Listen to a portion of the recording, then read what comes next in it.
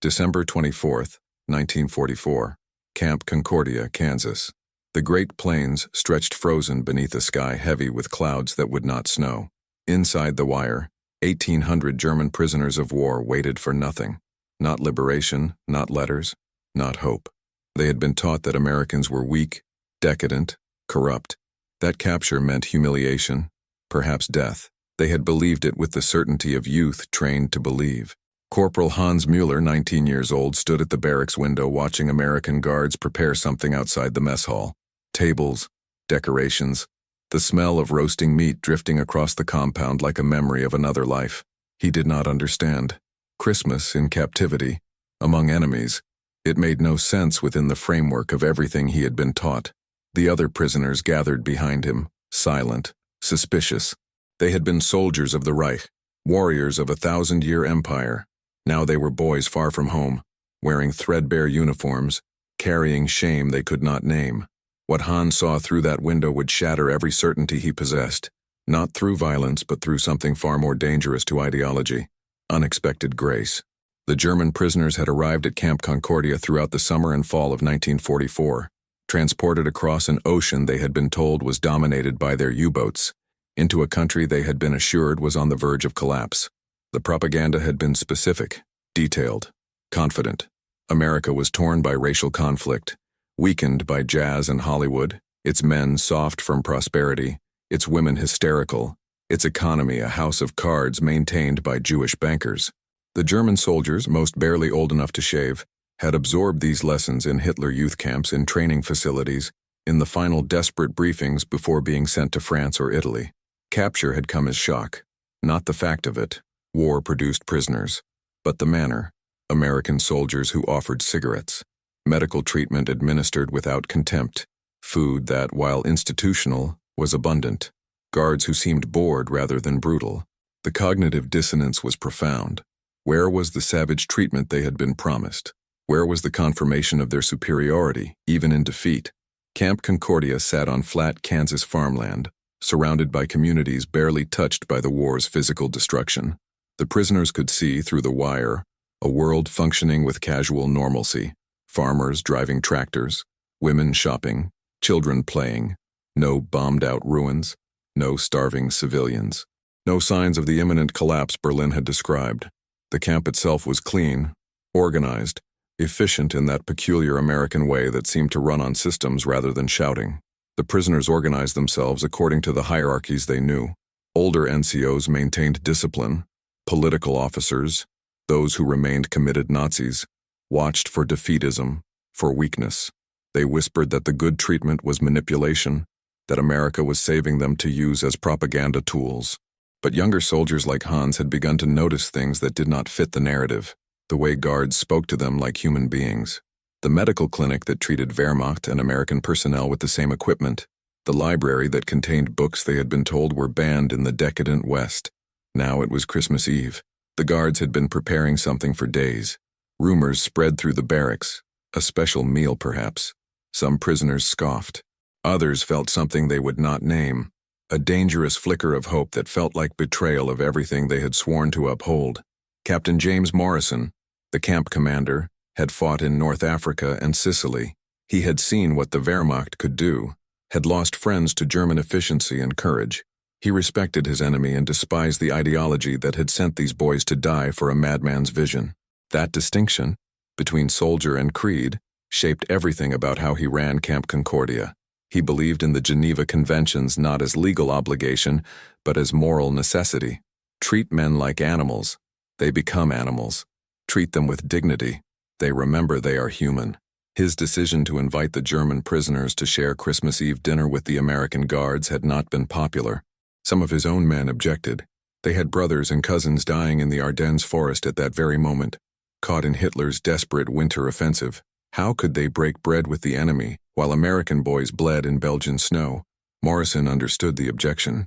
He also understood something deeper about war and what came after. "We're not doing this for them," he had told his staff. "We're doing it for us, to prove that we're different, that our civilization means something beyond just winning." The Germans had been informed that morning. An announcement, read in barracks by their own officers, translated carefully. They were invited, Invited, not ordered, to join the American Guards for Christmas Eve dinner. Attendance was voluntary. The tension in the compound became electric. Political officers denounced it as a trap, a humiliation ritual designed to break their spirit. Others saw it differently, as a test perhaps, or a mystery that needed understanding. Hans Müller found himself caught between worlds. He had been a good soldier, a believing soldier.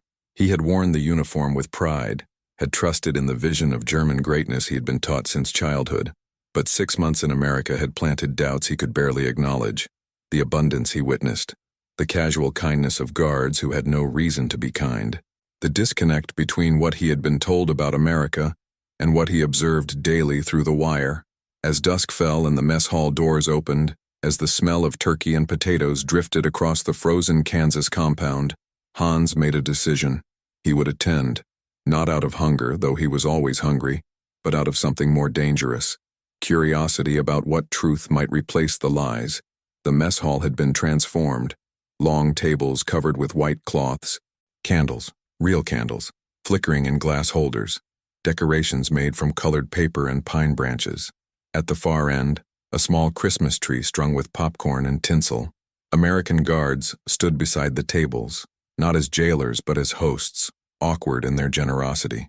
They had voted on this. Morrison had insisted on that. Every man who served tonight did so by choice. Hans entered with a group of younger prisoners, boys like himself, who had decided that curiosity outweighed fear or pride. The political officers had stayed in the barracks, maintaining their ideological purity through absence. But more than 200 Germans came, drawn by something they could not name. Hunger, certainly, but also something else. A need to understand what kind of enemy invited you to his table. The Americans gestured to seats. No segregation, no hierarchy. Guards and prisoners mixed together, an arrangement that would have been unthinkable in any German camp Hans had heard of. An American private, couldn't have been more than 20, sat down across from Hans and extended his hand. "Merry Christmas. Name's Bobby. Bobby Henderson. Kansas City." Hans stared at the hand. In 6 months of captivity, no American had offered to shake his hand. Orders, yes, directions certainly, but not this gesture of equality. He took it, felt the firm grip, the calluses of farm work beneath the military ruff. Hans Müller, Dresden. Dresden? That's in Germany, right? Always wanted to see Europe. The casual tone, the assumption of a future where such travel was possible, where wars ended and men moved freely. It disoriented Hans more than any interrogation. Bobby talked about his farm, about wheat harvest and county fairs, about a girlfriend who wrote letters that always arrived smelling of perfume. He asked Hans about Dresden, about the Elbe River, about whether the architecture was really as beautiful as he'd heard. It was not an interrogation. It was conversation. As if Hans was not a prisoner but simply a man from another place. As if the war was an interruption to normal human interaction rather than the defining truth of their existence. Then Morrison stood, called for attention. The hall fell silent. Hans braced himself for speeches, for propaganda, for the humiliation ritual the political officers had predicted. What came instead changed everything he thought he understood about power and its expression. "Gentlemen," Morrison began, his voice carrying across the hall without shouting, "tonight is Christmas Eve. For some of you, this is a holy night. For others, it's a cultural tradition. For all of us, it's a reminder that we're human beings before we're soldiers." He paused, looked around the room at faces, German and American, watching him with varying degrees of suspicion and hope. "I know many of you are far from home tonight. I know you're thinking about your families, wondering if they're safe, if they're warm, if they have enough to eat. I know that because I'm thinking the same things about my own family in Virginia. War separates us from the people we love. That's one of its cruelties."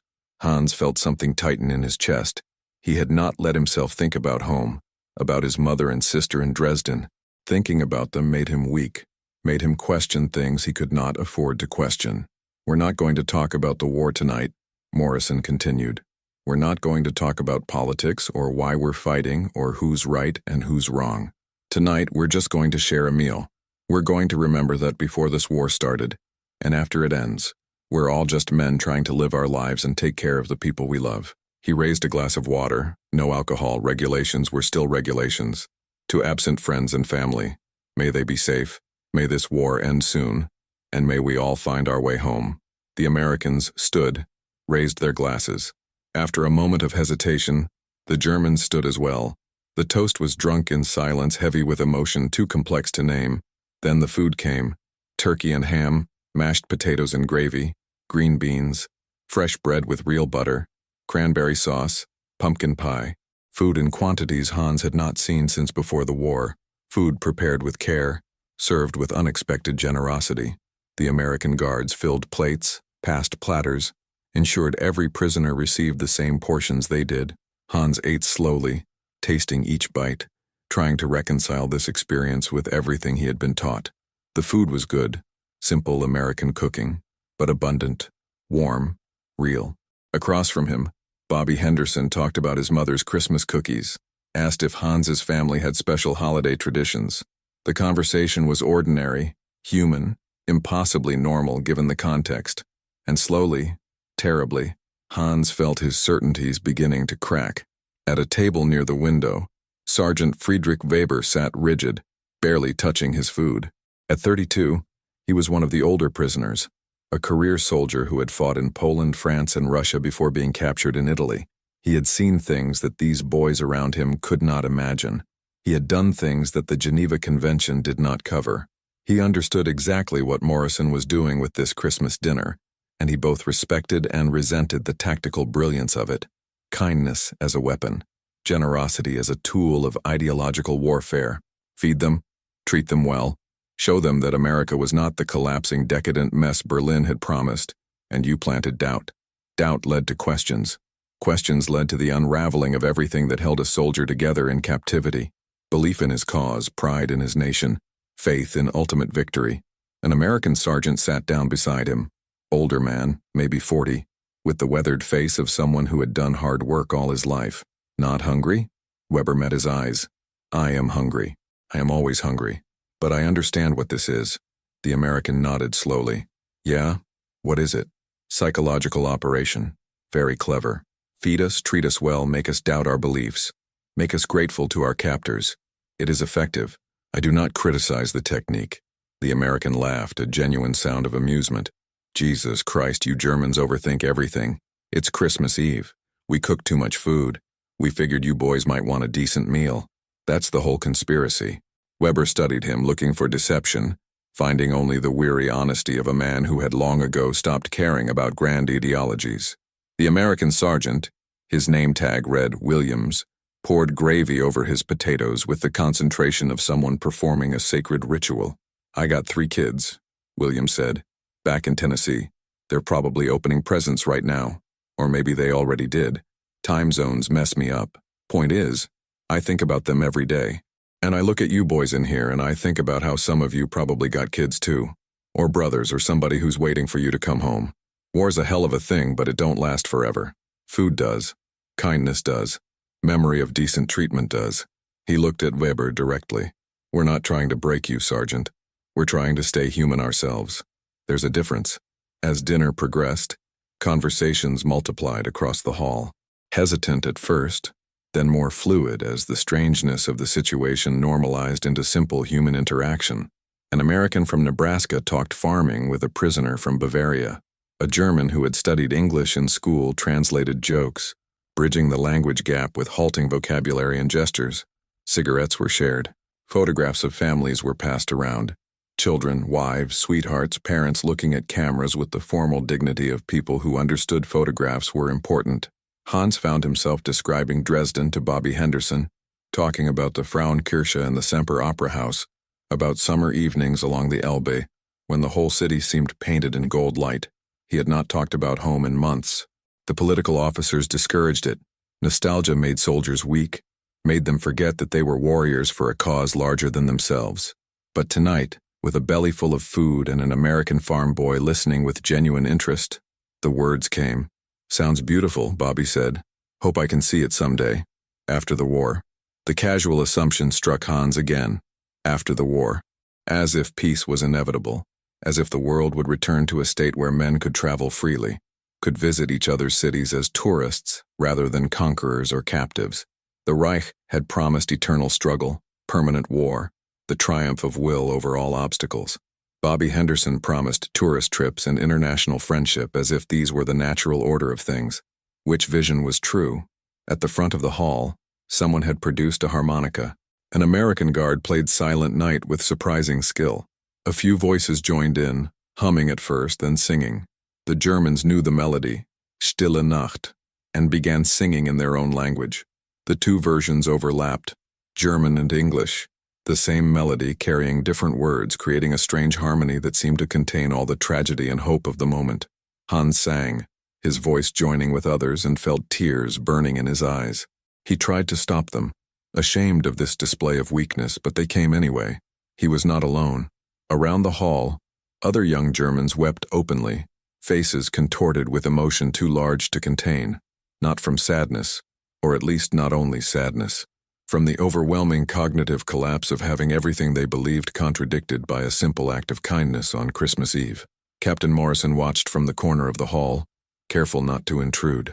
He had gambled on this dinner, had pushed it through despite objections from his superiors and resistance from some of his own men.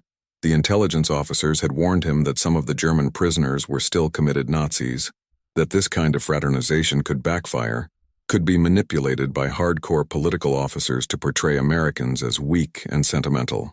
But Morrison had fought long enough to know that wars ended not when armies surrendered but when soldiers stopped believing. These boys, because that's what most of them were, boys, had been fed a vision of the world that depended on American weakness and German superiority. Every day they spent in Camp Concordia exposed the lie. Every interaction with guards who treated them with basic decency chipped away at the foundation of Nazi ideology. The hardliners would never change. Weber and men like him were too invested, too committed, too damaged by what they had seen and done. But the younger ones, the Hans Müllers who had been children when Hitler took power, who knew no adult life outside of Nazi indoctrination, they could be reached, not through lectures or propaganda, but through the simple demonstration that another way of organizing human society was possible. One of his lieutenants approached, a young officer from Boston who had been skeptical of the dinner. "I have to admit, sir, this is working better than I expected." Morrison nodded. "They're homesick kids. Most of them anyway. They miss their mothers.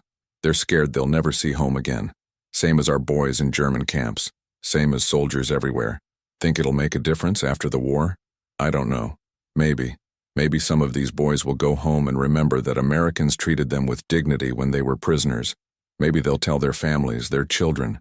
Maybe it plants seeds that grow into something better than what came before." He paused. "Or maybe it doesn't. Maybe we're just doing this because it's the right thing to do, regardless of outcome." The lieutenant watched the Germans singing Stille Nacht with tears on their faces. "Seems like we're winning something here. Not sure what exactly, but something." Morrison allowed himself a small smile. "We're winning the peace, Lieutenant. That's harder than winning the war, and it matters more. These boys will help rebuild Germany someday. I want them to rebuild it into something we can live with." Midnight approached. The meal had long since finished, but no one seemed eager to end the evening. The guards had relaxed, some sitting on table edges, laughing at stories told in broken English and improvised German. The prisoners no longer looked like enemies but like the young men they were, confused, frightened, far from home, trying to make sense of a world that had betrayed every promise it made to them. Hans found himself in a conversation with 3 Americans and 2 other German prisoners about music. One of the Americans played guitar and was trying to explain jazz to the Germans, who had been taught that jazz was degenerate Negro music, evidence of American cultural decay. But the American, a corporal from New Orleans named Jackson, who was, Hans noticed with the shock that accompanied every contradiction to his training, actually black, spoke about improvisation and freedom and creativity, with a passion that made the music sound not like decay but like evolution. "You can't play jazz from a rule book," Jackson explained. "You gotta feel it, gotta respond to what the other musicians are doing, gotta trust them and yourself at the same time. That's what freedom sounds like." One of the other German prisoners, a boy named Otto, said carefully, "In Germany we were taught that this music is primitive, that it is evidence of your cultural inferiority." Jackson nodded, not offended. "Yeah, I bet you were. Because jazz is dangerous. Not dangerous like bombs dangerous. Dangerous because it's people making beauty together without somebody telling them exactly what to do. That scares certain types of people." Hans understood suddenly what Jackson was really saying. Nazi ideology demanded perfect control, perfect order, everyone playing the exact notes written in the exact way prescribed. The messiness of American democracy, the improvisation of American culture, the constant negotiation and compromise and individual expression, these weren't weaknesses. They were features. They were the sound of freedom, as Jackson said. "Would you play for us?" Hans asked. "If you have your guitar?" Jackson smiled. "It's in my barracks. I could get it." 20 minutes later, he returned with a battered acoustic guitar. He played "What a Wonderful World" and "When the Saints Go Marching In" and several other songs Hans didn't recognize. The Germans listened, mesmerized to music they had been taught to despise, finding it beautiful beyond their ability to articulate. The harmony between melody and improvisation, between structure and freedom, contained lessons they were only beginning to understand. As the clock approached 1 in the morning, Morrison finally called for the evening to end. Men needed sleep. Routines needed maintaining even on Christmas. The Germans filed out slowly, reluctant to return to barracks and the certain interrogation that awaited from the political officers who had refused to attend. Hans walked back through the cold Kansas night with Otto and several other young prisoners. They didn't speak at first, each processing what they had experienced. Behind them they could hear American guards singing as they cleaned the mess hall, their voices carrying across the frozen compound. "We will be interrogated," Otto said finally. "Weber and the others will demand to know what happened, what was said." "Let them ask," another prisoner said, a boy named Klaus. "What are they going to do? We attended a dinner. We ate food. We sang Christmas songs. There is nothing to report." But Hans knew there was everything to report, and nothing that could be reported. How do you explain to true believers that the enemy had been kind? How do you describe the moment when your worldview cracks and you glimpse something beyond it? How do you put into words the feeling of being treated like a human being by people you had been taught to consider subhuman? Back in the barracks, Weber waited with 2 other senior NCOs. The political officers, 3 men who still wore invisible SS insignia in their bearing, stood with arms crossed, expressions of contempt prepared. "So?" one of them demanded. "What was this dinner? What did the Americans want?" Hans met his eyes. "They wanted to share Christmas Eve with us. They prepared food. They invited us to eat. They treated us with dignity. That is what happened. And you fell for it? This obvious manipulation? Was the food not real?" Hans asked. "Was the kindness not genuine? Was the guitar music that Jackson played not beautiful?" He paused, feeling something harden inside him. Not defiance exactly, but a refusal to lie about what he had witnessed. "If this is manipulation, then I prefer manipulation to the truth we were taught. Because the truth we were taught promised that Americans were weak and cruel, but they are not weak. And tonight they were not cruel. So what does that make our truth?" The silence that followed contained all the rage and fear of men watching their certainty dissolve. But Hans had crossed a threshold. He could not return to the comfort of beautiful lies. The days after Christmas were tense. A divide had opened in the camp between those who attended the dinner and those who refused it, between those who allowed themselves to question and those who clung to Nazi faith with the desperation of drowning men. The political officers worked overtime to reimpose ideological discipline, holding secret meetings, applying social pressure, attempting to isolate the weak prisoners who had been corrupted by American kindness. But something had shifted that could not be unshifted. Hans and others like him had tasted an alternative reality. They had experienced concrete proof that everything they had been taught about America was propaganda. And once you see through one lie, you begin to question all lies. In early January, news reached the camp about the Battle of the Bulge. Hitler's offensive had failed. The Wehrmacht was in retreat. The Third Reich was collapsing. The political officers insisted this was enemy propaganda, that secret weapons were coming, that victory was still inevitable. Fewer men believed them now. Hans received a letter from home in late January. His mother wrote carefully, knowing letters were censored. She described Dresden, the beautiful city becoming a city of refugees. She mentioned that his father had not been heard from since the retreat from the east. She hoped Hans was safe, was treated well, was warm. She told him to survive, to come home when the war ended, to remember that he was her son before he was anything else. Reading her words, Hans understood finally what Morrison had been teaching them on Christmas Eve. Identity, real identity, was not political. It was personal, human, rooted in love and connection rather than ideology and abstraction. He was Frieda Miller's son before he was a soldier of the Reich. That truth preceded all other truths and would survive long after the Reich became historical rubble. In February, the camp received news that Dresden had been bombed. The beautiful city Hans had described to Bobby Henderson was gone, transformed in a single night into an inferno that killed tens of thousands. Hans learned this from an American guard who delivered the news with genuine sympathy, who said, "I'm sorry," as if the deaths of enemy civilians mattered. Hans wept again, not as he had wept on Christmas Eve. Those had been tears of cognitive collapse, of worldview dissolution. These were tears of grief, pure and simple, for his city, for his family, whose fate he did not know, for the world that was burning while men clung to ideologies that promised glory and delivered only ash. Spring came to Kansas, and with it the certainty that the war was ending. News arrived in fragments: Hitler dead, Berlin fallen, German armies surrendering. The political officers in Camp Concordia maintained their discipline until the end, insisting that this was temporary, that resistance continued, that loyalty demanded faith beyond evidence. But most of the prisoners had moved beyond such faith.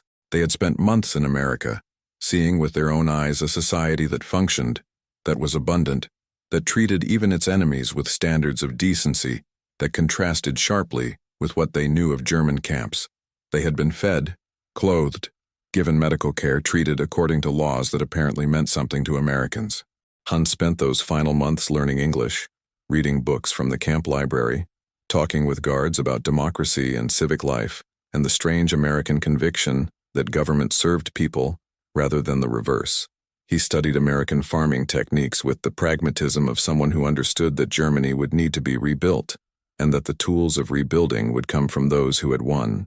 On May 8, 1945, Morrison gathered all the prisoners to inform them officially that Germany had surrendered. The war in Europe was over.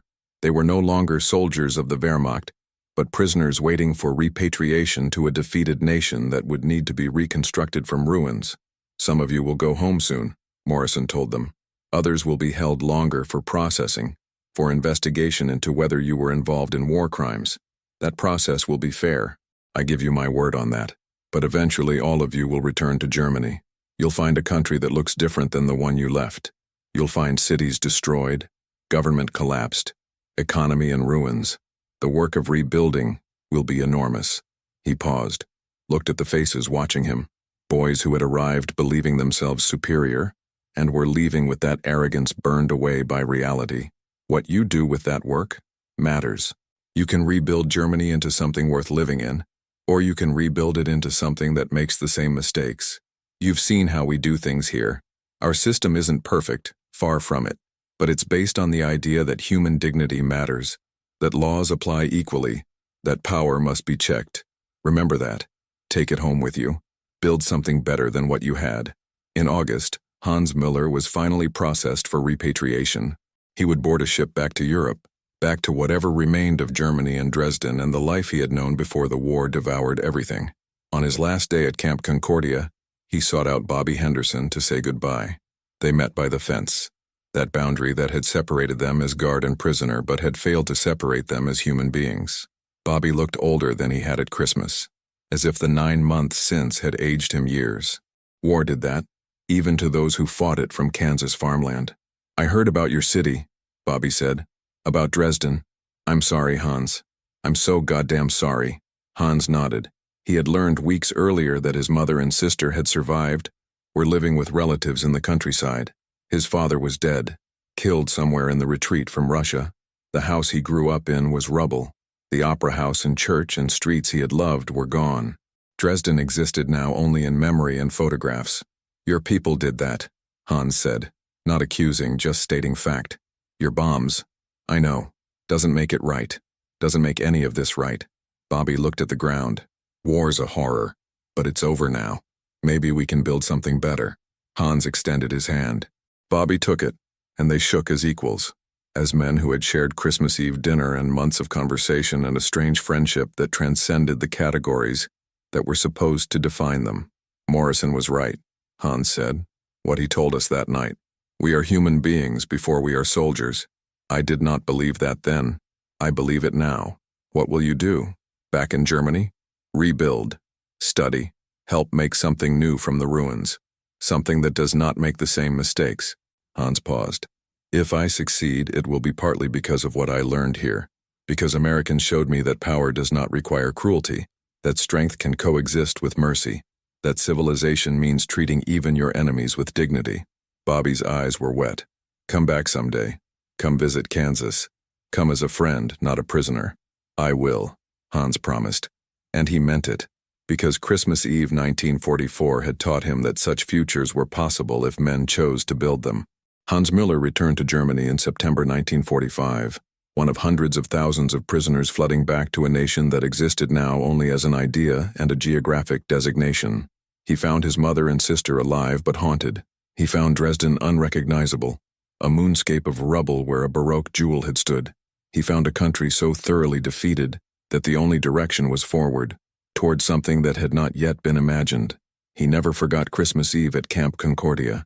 In the decades that followed, as Germany rebuilt, as democracy took tenuous root in soil that had grown such poisonous fruit, he would remember what Captain Morrison had taught through a simple act of shared dinner. That civilization was measured not by how you treated your allies, but by how you treated your enemies. That human dignity was not conditional on nationality or victory. That kindness was not weakness, but the highest form of strength. He corresponded with Bobby Henderson for 30 years, letters that tracked two lives moving through the latter half of the 20th century. Bobby farmed his land in Kansas, raised 3 children, told stories about the German boy he had befriended during the war. Hans became a teacher and rebuilt Dresden, taught history to generations of students, ensured they understood both what Germany had done and what Germany could be. In 1974, Hans finally made good on his promise. He visited America as a tourist, stayed with Bobby's family in Kansas, saw Camp Concordia, which had been converted into other uses, the barracks gone but the mess hall still standing. He and Bobby, both old men now, walked the grounds and remembered that Christmas Eve when the world had been young and terrible and somehow impossibly touched by grace. We wept at that table, Hans told Bobby's grandchildren. We wept because we had been taught that you were monsters and you gave us turkey and sang Christmas carols with us. We wept because kindness, when you have been promised cruelty, breaks something inside you that needed breaking.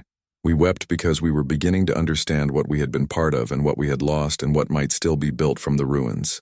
The war changed men, nations, and truths. If this story made you reflect on power, ideology, and human dignity, remember, what we choose to do with defeated enemies defines us more than how we defeat them.